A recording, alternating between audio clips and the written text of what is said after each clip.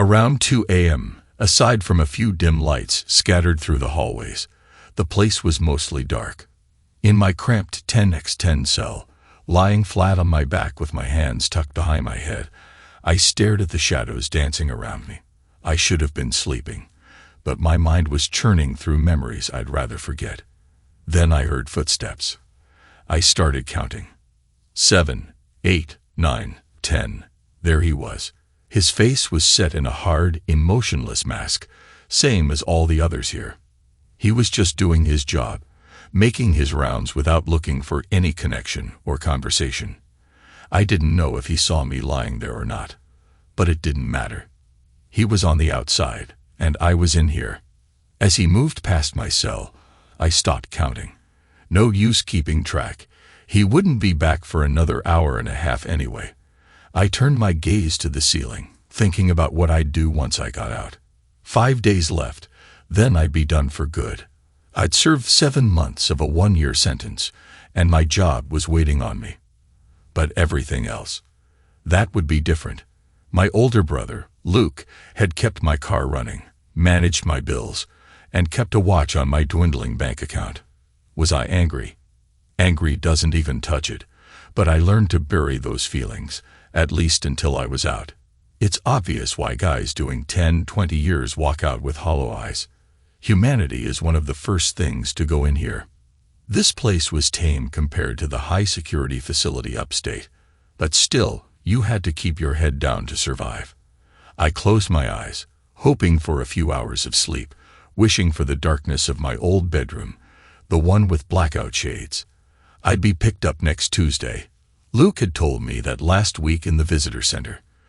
We talked through a plexiglass wall, hopefully for the last time. Anything special you want to eat on your first night out? He'd asked with a grin. A steak, big one, medium rare, I replied. He laughed. Anthony, you're easy. Thought you'd give me a real challenge for sneaking past Beth. Luke said I'd be staying with him and his wife, Beth, until I got settled.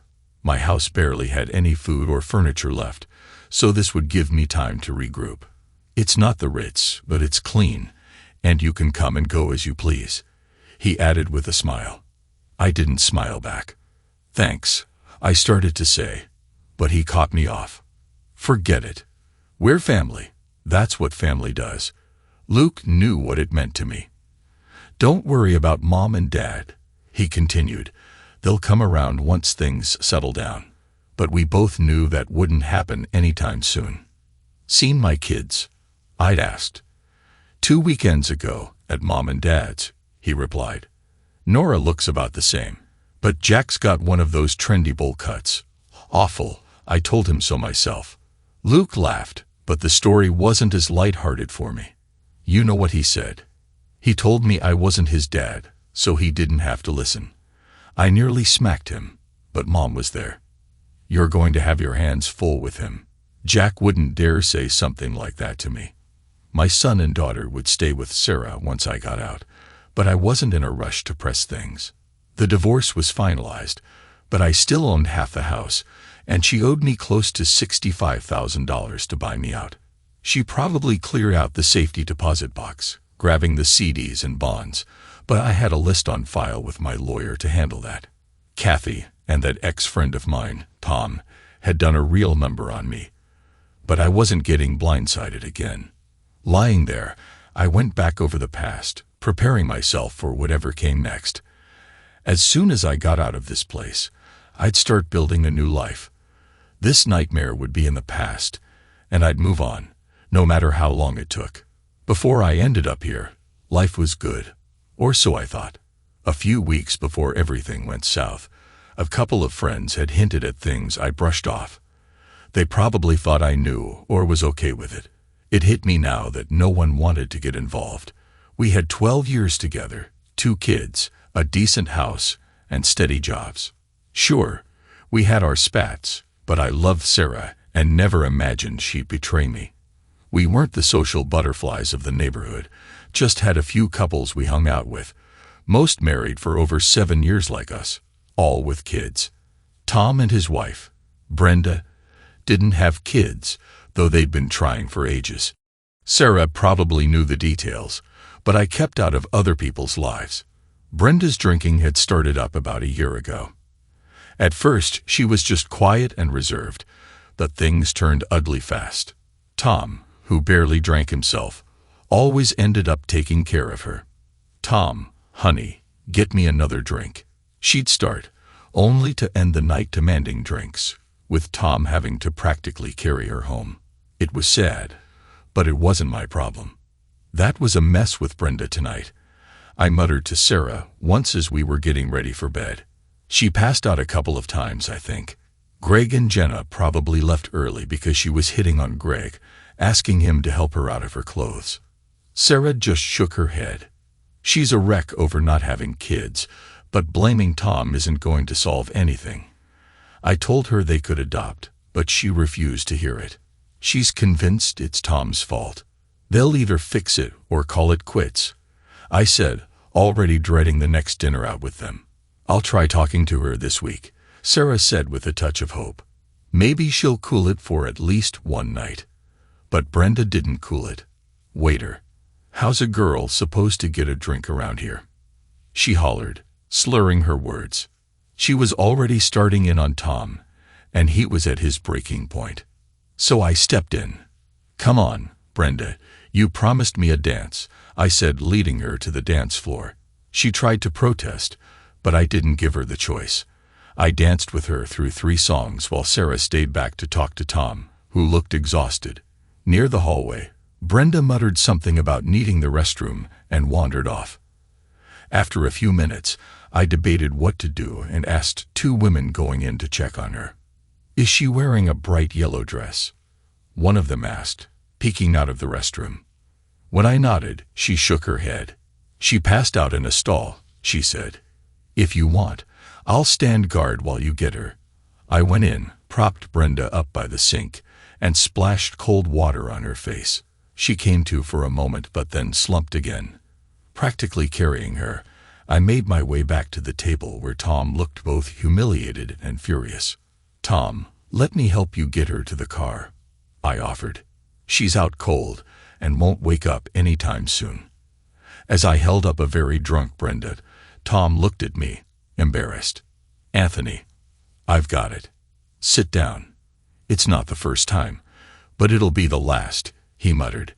Despite his protests, I carried her to the car while he grabbed her purse and mumbled a brief goodbye.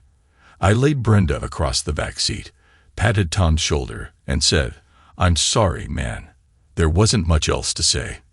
"Thanks for helping," he said, sounding defeated. "I'm at the end of my rope. I don't know what to do. You two need some help. Counseling, maybe. Sarah and I are here if you need us," I replied, though I knew his answer was just polite agreement. I doubted they'd last another couple of months. As it turned out, I wasn't far off, but no one could have predicted the outcome. 3 weeks later, just past 10:30 p.m. on a Thursday, we heard sirens and saw bright lights at the end of our block. Sarah and I were both up, and she started to come outside, but I stopped her. "Stay here, Sarah. I'll check it out." Joining the crowd, I saw the fire department's rescue crew prying open the driver's side door of Tom's car. "Is Tom all right?" I asked a neighbor. "It's not Tom," she replied. "It's Brenda." They were arguing, and she grabbed his keys, ran out, and drove off. She didn't make it far before rear-ending a parked car at about 40 miles per hour. The ambulance arrived, and paramedics put Brenda on a stretcher, then drove off with Tom following. The front door of their house was wide open, lights still on, and furniture scattered. I called Sarah, updated her, then went over and locked up for Tom, leaving a note that I had his keys. "How's Brenda?" Sarah asked when I got home. I shook my head. Not good. She wasn't wearing a seatbelt and swerved before she hit the car. The airbag deployed, but she hit her head against the window hard enough to shatter it.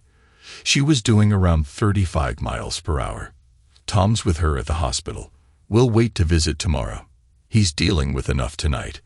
We went to bed but barely slept, worry gnawing at us. At 11:00 a.m. the next day, my phone rang, and Sarah's voice was frantic on the other end. "Anthony, Brenda's on life support. Tom's a wreck, and someone needs to be there. I'm leaving work. Meet me at the hospital." On my way there, I grabbed some food for us and called Sarah's parents to ask if they could pick up our kids after school. In the hospital waiting room, Sarah and others were gathered around Tom, trying to console him. "How is she?" I whispered to Sarah. She shook her head grimly. "Not good," she replied. "The doctor told Tom there's minimal brain activity, and he's been quiet since." I sat next to Tom. "Are you doing okay?" I asked, knowing it was a poor choice of words. "She's not going to wake up, Anthony," he said, his voice choked. The doctor asked if I consider taking her off life support, but how can I do that? She's my wife, not a machine to turn off. He was shouting now, grief and frustration spilling out. "Why can't they fix her? Isn't that what doctors are for?" Just then, Brenda's parents arrived and went into her room with Tom. There was a lot of crying, accusations, and anger. Her father blamed Tom for her condition, unable to see beyond his heartbreak. About 20 minutes later, the doctor came out with Brenda's parents, who were devastated. They'd never be able to speak to their daughter again. We left the hospital that evening, picked up the kids, and went home, both of us shaken. I kept thinking, I hope I never have to make that decision for Sarah or anyone I love. 2 days later, surrounded by Tom, Brenda's parents, and the doctor, they turned off the life support machine, and Brenda passed away quietly. We stayed to comfort Tom as best we could. Whatever her flaws, Brenda had been loved, and now she was gone. At her funeral, people only spoke of the good memories. Tom took it hard, retreating from everything. He took a month off to go back east, and I assured him I'd keep an eye on things while he was away. One night, while we were getting ready for bed, I hugged Sarah and said, "You know I love you, right?" The past few weeks had worn on us both, and the tragedy was still fresh. If I ever end up like Brenda, just let me go. I wouldn't want to be kept alive by machines. "Don't talk like that, Anthony," she said, shaking her head. "That could never happen to us." A few weeks later, Tom returned. Sarah helped him go through Brenda's belongings, and after 3 months, he seemed to be on the mend. We invited him to social gatherings and even helped set him up on a few dates, though nothing really took off. Life started moving on again, or so we thought. 6 months later, Tom finally seemed like himself, laughing and socializing with us.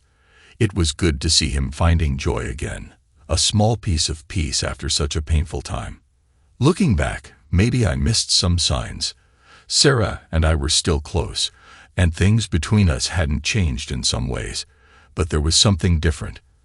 After a few months, I finally asked if something was bothering her. "Nothing really, Anthony." "Why do you ask?" She replied a bit too casually. "You just seem a little distant lately." "Everything's fine," she smiled. "Maybe you just haven't been getting enough attention. If you want more, just ask." She laughed and used a word I'd never heard from her before: lovemaking. I shook off the odd feeling, kissed her, and tried to push it out of my mind, but I'll never forget Friday, August 20th.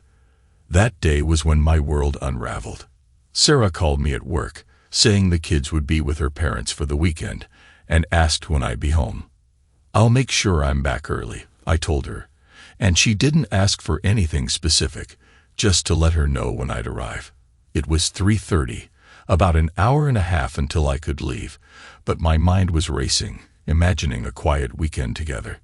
I drove home carefully, keeping an eye on the speed limit but still making it in a record 28 minutes.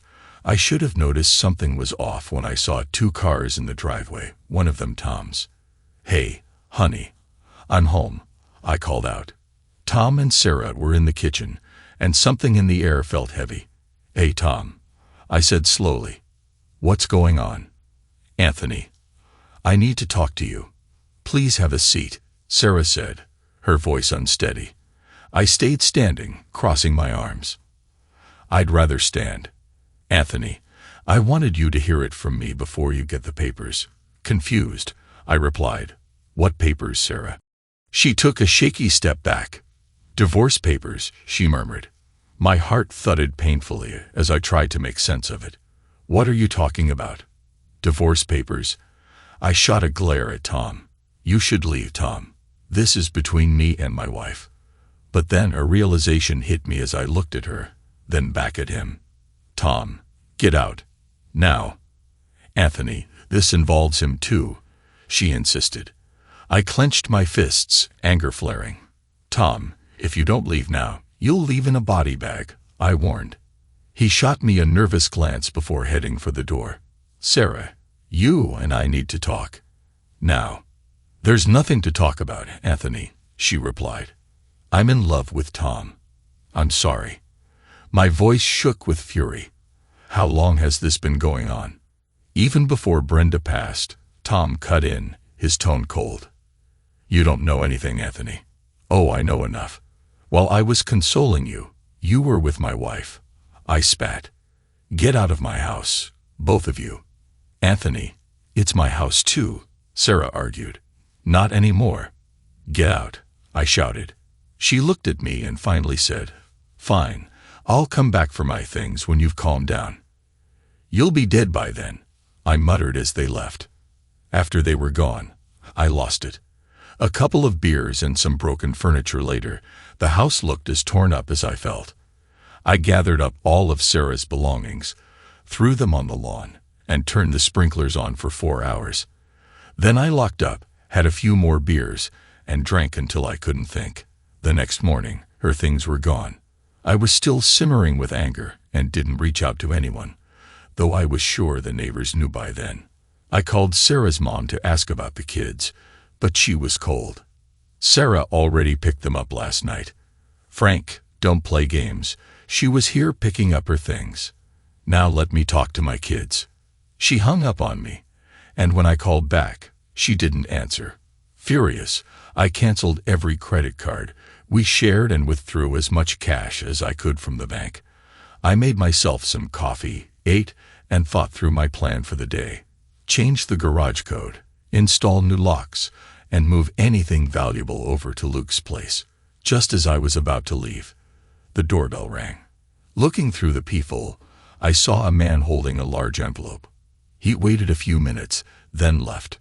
I called Luke and his wife, Beth, explained what had happened, and asked them to keep it quiet. Then I went to Home Depot for new locks. On my way back, I saw Tom's car in my driveway with Sarah loading things into it. My anger got the best of me. Instead of passing by, I floored it, screeching into the driveway and ramming into the back of his car. He scrambled inside just as I hit his car, pushing it against the closed garage door. I reversed, backed up about 15 feet, and ran it again, smashing his car through the door.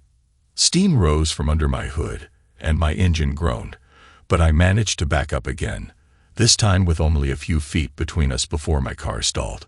Heart pounding, I grabbed an aluminum bat from the garage and started swinging, shattering the windows and windshield. I was about to rip open Tom's door when loud voices shouted behind me. Drop the bat and put your hands on your head. I complied, dropping the bat and kneeling down. They cuffed me and placed me in the patrol car. Tom, shaking and pale, got out of his car, and my eyes met Sarah's tear-streaked face as she spoke to the police. I managed a bitter smile before they took me away. At the station, they booked me, and I made my one call to Luke. Being the weekend, I spent 2 nights in jail before my court appearance on Monday. I pleaded not guilty, and the judge set my bail, which Luke paid late that afternoon. Anthony, they're talking about attempted homicide, or at least assault with a deadly weapon, he said. I know, I muttered. First things first, though, take me to the bank. Sarah's probably drained the accounts, but I need to check. Sure enough, the cash was gone, though the CDs and bonds remained untouched, though a court order blocked me from accessing them. I called Sarah, who actually answered. You could have left me $5 at least. You really are cheap, I said. I needed that money for the kids and me, she replied coldly. Doesn't Tom make enough? I've got mortgage payments to think about too. Maybe I should just warm the house up with a little fire, I replied sarcastically. Anthony, stop with the crazy talk. I'm sorry it turned out like this, but you're not helping yourself, she said as though that would make it easier. I'll accept it when you send my kids back home, I retorted. I can't, especially given your recent behavior. After all this is over, I'll let you see them, but you won't be seeing me and Tom. She ended the call with, from now on, talk to my attorney. Sarah, you have no idea how sorry you're going to be, I muttered to the dial tone. At my next court date, my attorney argued for temporary insanity, saying I'd acted impulsively after Sarah's shocking revelation. Sarah and Tom painted themselves as victims, both requesting a restraining order. The judge questioned me about my words to Tom, and I admitted that I'd warned him, though maybe not in those exact words. How would you feel if a friend betrayed you like that? I tried to explain, but my lawyer shot me a look that said it all. Anthony, don't say a word, he whispered. We're trying to prove you didn't know what you were doing. Keep quiet. He was right. Mike, my boss, acted as my main character witness, describing me as a reliable employee who never lost his temper. After his testimony, the case closed, and we awaited the judge's decision. Back at work, Mike joked, offering to hire someone to make Tom and Sarah disappear. I declined, though the thought lingered. In the end, I was still caught in the system. 6 months and $12,000 later, my divorce was finalized. Sarah got half of everything, including proceeds from the house sale. She claimed her jewelry was missing, accusing me of taking it. I countered that my things were gone too, suggesting she'd taken it all. Are they serious? I'm the one in jail. I yelled at my attorney after hearing the judge's sentence. Anthony, it could have been worse. You could have been looking at manslaughter charges, he replied calmly. With good behavior, you'll be out in less than 8 months, and your record can be cleared in 2 years. Just do the time, get out, and move on. Easy for him to say, but the thought of 24 hours a day in jail wasn't exactly something I was looking forward to. I appealed but got nowhere. My life had crumbled within a year, all thanks to Sarah and Tom. Your job will be here when you get out, Mike advised before I turned myself in. Don't do anything dumb, and keep your head down. After one last visit with my kids, I reported to the county facility. Luke kept my inmate account topped up, though most of the stuff in there was junk. Without a phone or computer, I scribbled my thoughts on paper and made bi-weekly collect calls to Luke, my mom, and the kids to stay updated. During one visit, Luke said, I've got someone repairing your car with the insurance payout, and I'm taking care of your lawn. I also installed new deadbolts on the house. Sarah picked up the rest of her and the kids' clothes, but the furniture stayed after I made sure she had a court order to remove anything else. I was grateful Luke was looking out for me. Sarah had let my parents see the kids every other Sunday, but not without some snide remarks about their jailbird father. She planned to set strict rules for when I got out, but my parents put up with her to keep communication open. After 7 days, I confirmed my visitation rights. Every other weekend, a full month in the summer, and shared holidays. I informed my boss that I'd need a week to settle back in after my release. That day came sooner than expected, and I was thrilled to trade the orange jumpsuit for street clothes. Luke was waiting outside, and we headed straight to the nearest bar. To freedom, I said, clinking bottles with him before downing the first of 3 beers. Beth's got a steak dinner with all the trimmings ready for us, he said. You're staying with us for a few nights until you sort things at the house. It's still up for sale, but no offers yet. Sarah wants to lower the price, but she needs your approval first. I smiled, feeling a bit more in control. All the furniture's still there, but I did get rid of the master bedroom set like you asked, he added. Dinner was fantastic. I ate more in that one meal than I had in months, savoring the freedom to indulge. I drank too much, vaguely recalling 5 or 6 beers and 3 glasses of wine. When I finally woke up, it was after 10 a.m. the next day. By 11, I managed to hit the bathroom and get myself presentable. In the kitchen, I found a note from Luke. "If you're reading this, you survived last night. There's coffee ready, and everything else is in the fridge. The spare bathroom has soap, a razor, shaving cream, a toothbrush, and toothpaste. If you need anything else, we'll get it tonight. The keys to your car and house are on the key rack by the back door. Don't do anything stupid. See you around 5:30. Luke knew me well. 2 cups of coffee and an English muffin were all I could manage. After a shower and shave, I almost felt human again. Luke had laid out a fresh set of clothes, and within an hour I was headed to my house. Sitting in my repaired car outside, I paused for a good 10 minutes, letting memories wash over me. Taking a breath, I noticed the new deadbolt. With a turn of the key, I stepped inside. The place was a wreck. Clothes were strewn everywhere. The kitchen was a mess, and the fridge still held old food. In the corner by the sink, I saw the dented wall from that night when my fist met a stud. Rubbing my knuckles, I recalled that moment. Upstairs, the kids' closets were bare save for a few forgotten trinkets. My bedroom felt hollow with only my dresser and a pile of clothes left. The dark patches on the carpet showed where her bed and dresser had been, a reminder that the room needed a complete overhaul before I'd feel comfortable using it again. The whole house needed work before it could be sold, but I wasn't rushing to sell. I made a list of repairs, deciding I wanted it done right, though not necessarily by me. At the bank, I confirmed she'd emptied the lockbox. They had video evidence, and my attorney filed a motion to retrieve the contents. The court ordered Sarah to return everything she'd taken. "She's offering to trade her share of the house for your share of the CDs and bonds," my attorney explained. "I told her to return everything, or she'd face arrest for non-compliance. She can be as upset as she wants. My job is to protect your interests. That's why I'm here," he added. Back at the house, I took inventory of what I had left and called a local contractor to repair the walls. I also reached out to Mary Maines to clean up the kitchen and dining room, where I'd thrown the microwave and dishes. With the utilities still on, I could move back in once I got a new bed. After a bit of shopping, I found a decent queen-size set for $900.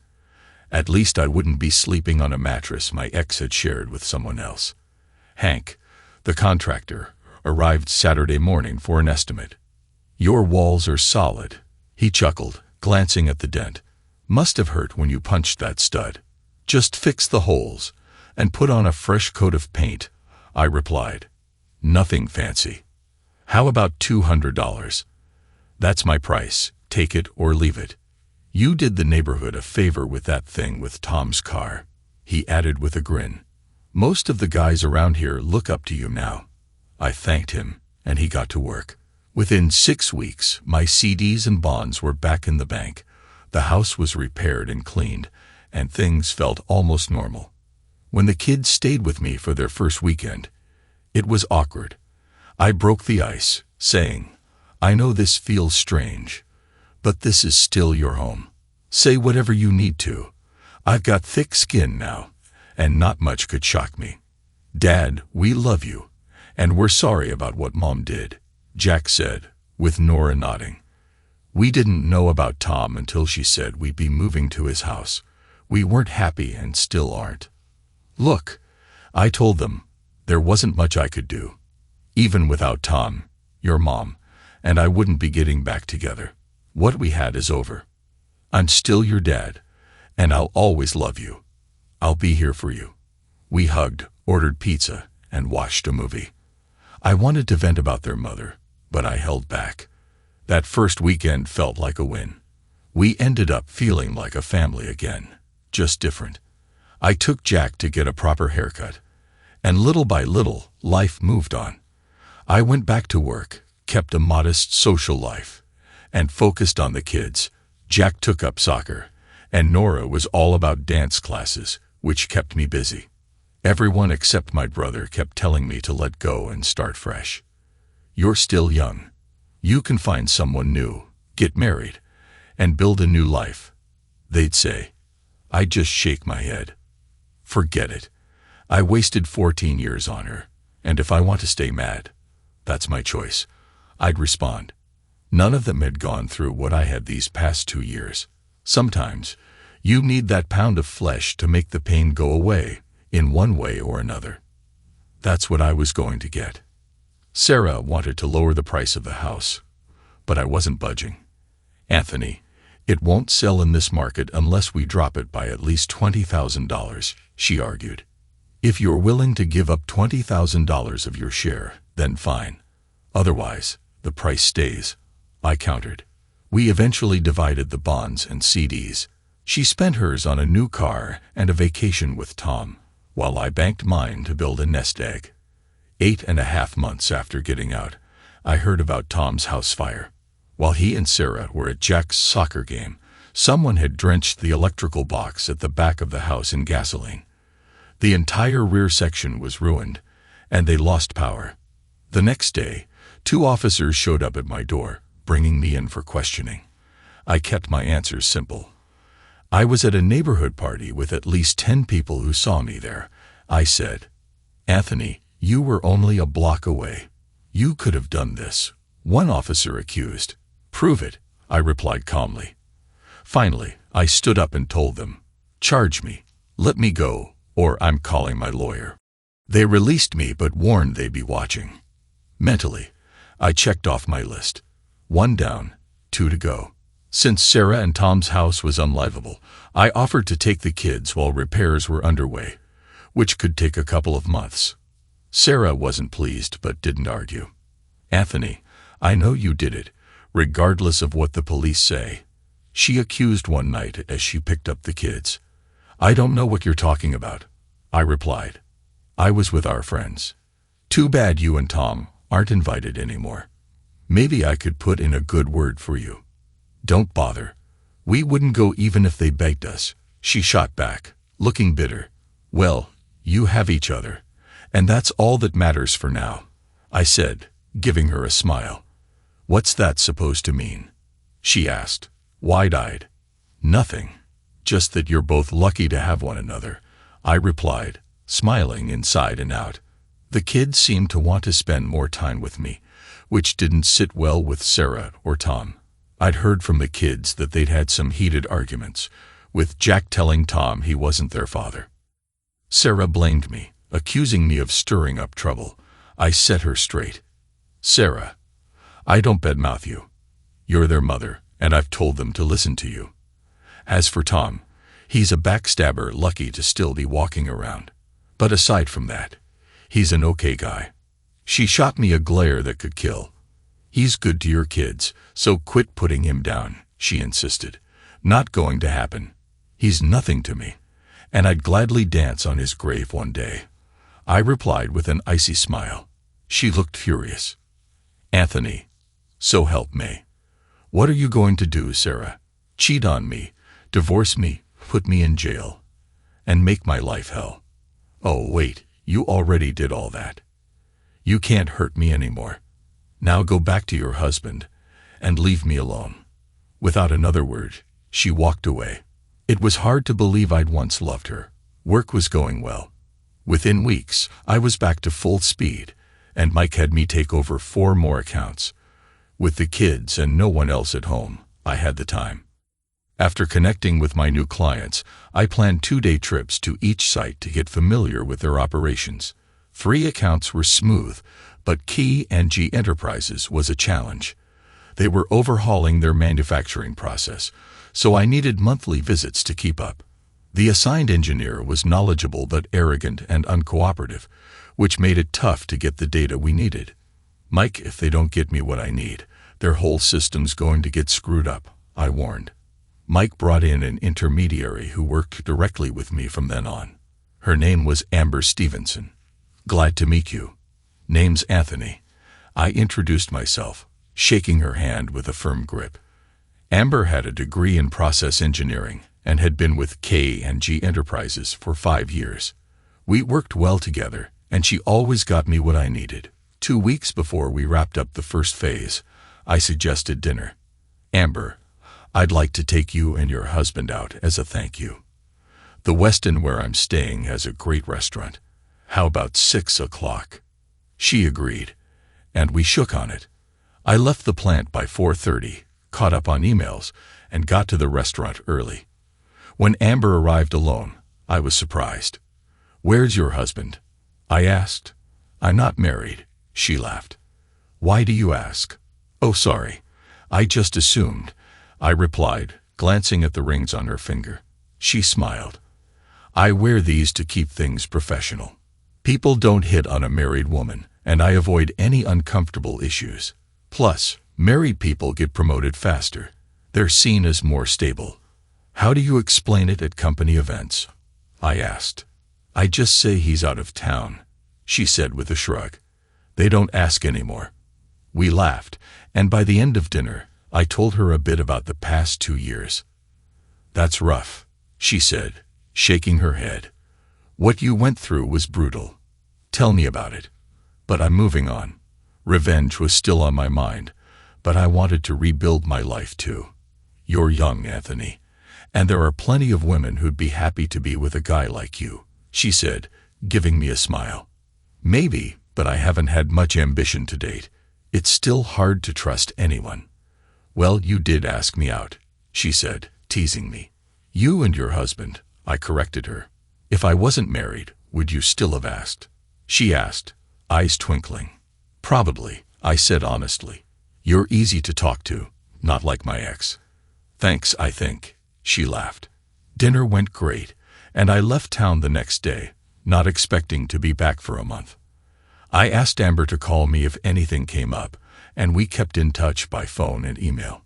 Soon enough, we were seeing each other most nights when I was in town, which was every couple of weeks. Trust was still an issue, but I was trying to get past it. After a couple of months, our relationship moved to the next level. I was finally ready to let someone in again, maybe. I'm starting to feel normal, I thought. One night, Amber said she had a conflict on Wednesday, and I didn't think much of it. I was in town, so I looked up a new restaurant to try out. After several visits, I'd been to most local places and found a nice Korean restaurant about 25 minutes away. I ordered a beer and a sampler platter, ready to relax. Then I heard her laugh. There was Amber, sitting with another man. They were holding hands, and it was clear this was no casual dinner. My appetite vanished. I finished my beer, paid, and left. On Thursday, I dodged her and ate lunch alone. By 3:00 p.m., Amber was back, following me around and acting flirty. "So you took care of your conflict last night?" I asked. "Yep, and tonight I'm all yours," she said, smiling. I looked her in the eye. "I found a cozy little Korean place with a sampler platter. Sound familiar?" Her face went pale. "Anthony, I can explain." "No need. I already got rid of one lying woman. I don't need another." I walked away and cut my trip short. After ignoring her emails for a week, she stopped trying. Fortunately, Mike reassigned me to a new contact, a guy this time.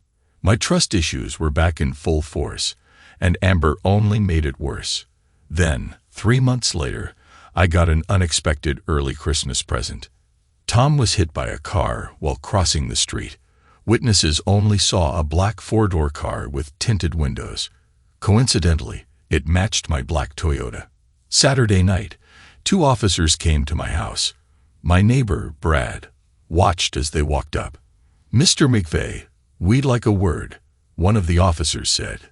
"Sure, no problem," I replied, glancing at Brad.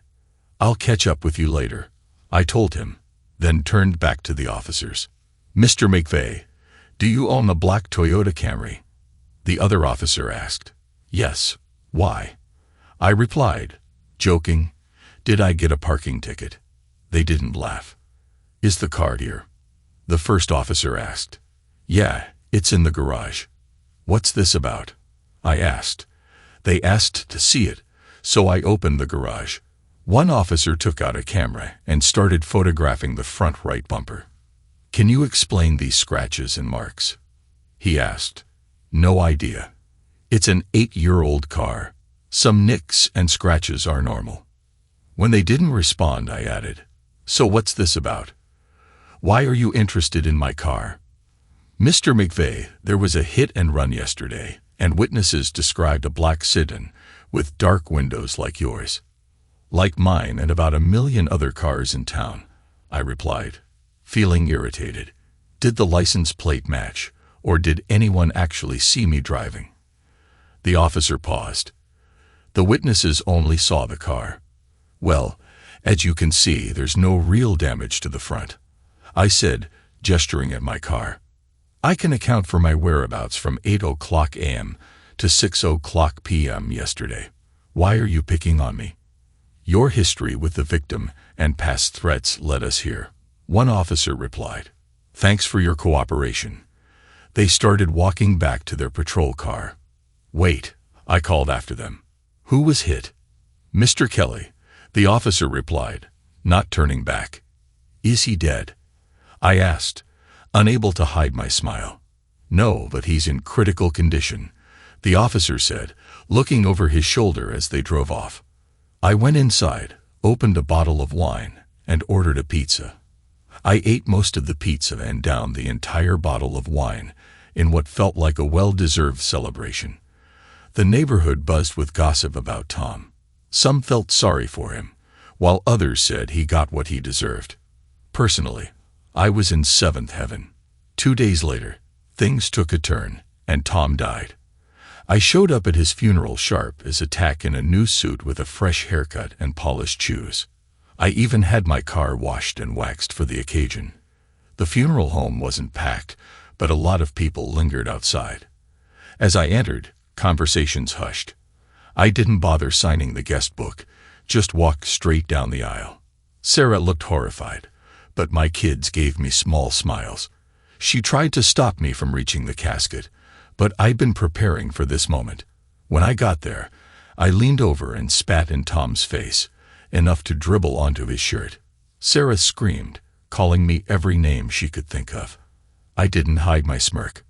2 down, 1 to go, I whispered to her. She froze, terror mingling with her tears. "I warned you," I said softly and walked out of the silent funeral home. Over the next month, the police questioned me twice more at Sarah's insistence. She insisted that just because it wasn't my car didn't mean I wasn't involved. The driver was never caught, and after a few months, it was old news. When the patrol car pulled up to my driveway, I was expecting it. I locked up my house and watched as they approached. "Mr. McVeigh, do you know Richard Collins?" a detective asked, showing me a picture. "Sure do," I replied, pushing the photo back. "I hired him to keep an eye on my ex-wife. He's been on and off the job for about a month." "Why did you hire Mr. Collins to watch your ex-wife?" the detective asked, his tone dripping with sarcasm. "Since she took up with her now-late husband, bad luck seems to follow her. My kids live with her, so I hired Collins to keep them safe, especially at night." "Well, your ex-wife reported being followed," the detective replied, not hiding his irritation. "She noticed Mr. Collins several times and called us. When we picked him up, he told us you hired him." "Mr. McVeigh, this borders on harassment, and if it continues, you could be facing charges. I'm just looking out for my kids. I don't care what happens to her, but my kids are different. If that's a problem, I'll count on your department to keep them safe." "It's not illegal," the detective said, though he looked annoyed. "But it's close. Why not talk to your ex-wife and work something out?" "Last time I tried that, I ended up in jail," I replied. "They let me go but warned they'd be watching." I didn't mind. I hadn't hired Collins to be discreet. I wanted Sarah to know she was being watched.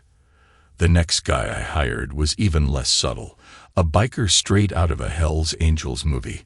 He cost $30 an hour and worked 3 hours every 4th night. I knew he'd get the message across. If she cracked, I'd have a chance to get the kids full-time and finally have my family back. What do you want, Anthony? Sarah screamed into the phone one night, her voice shaking. I want you to choke on your own spit and die. Sarah, I replied calmly. She hung up, stunned. I was on my porch when the police arrived.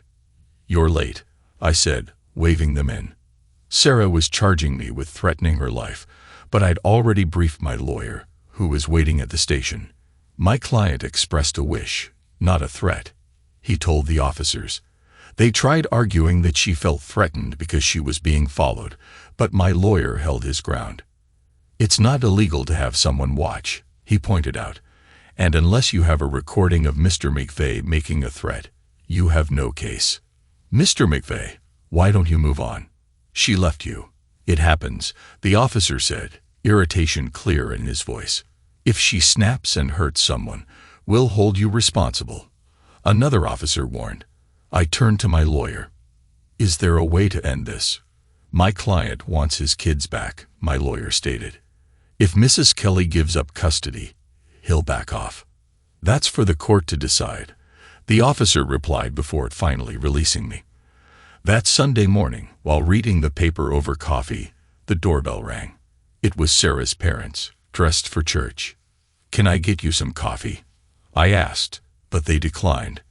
Anthony, we know what our daughter did wasn't right, especially with you going to jail, her father started, but she's our only child, and we don't want anything to happen to her.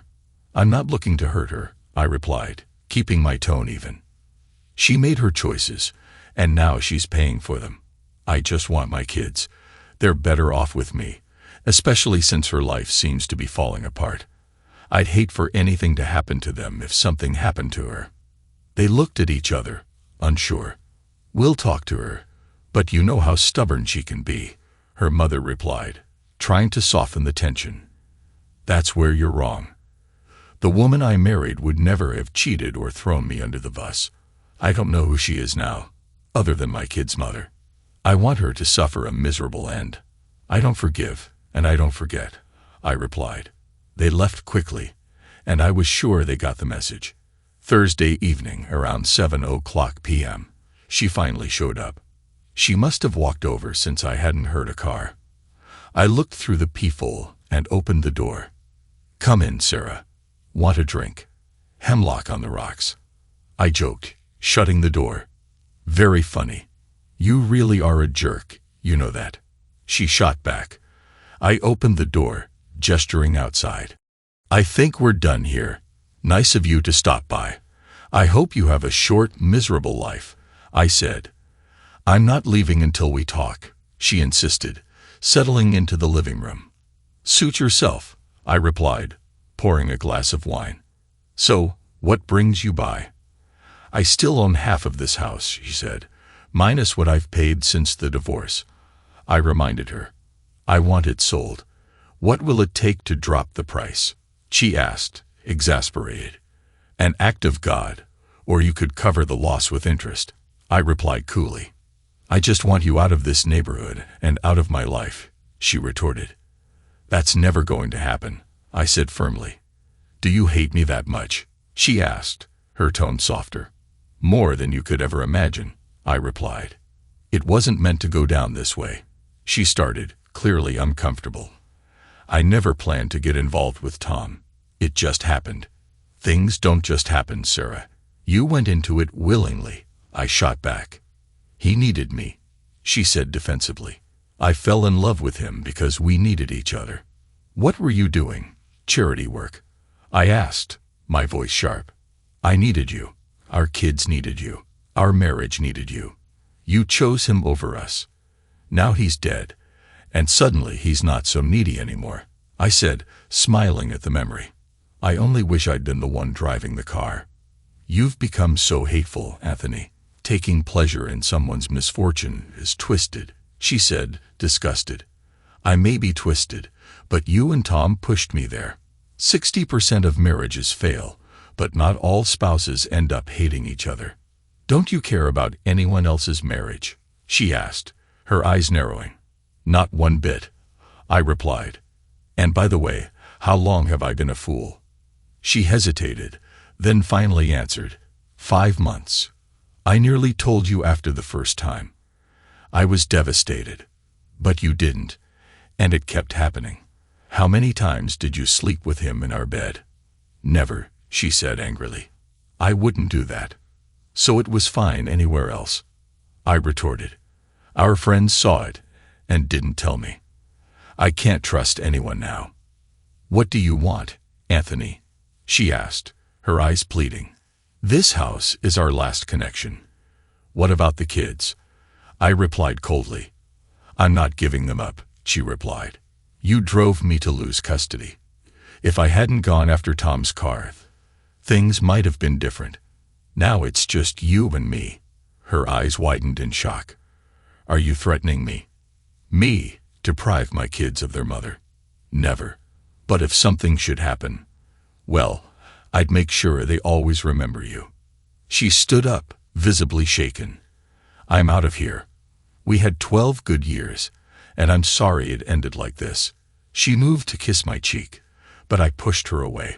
Don't touch me. You disgust me, I said coldly. I'm sorry, she stammered. Don't be.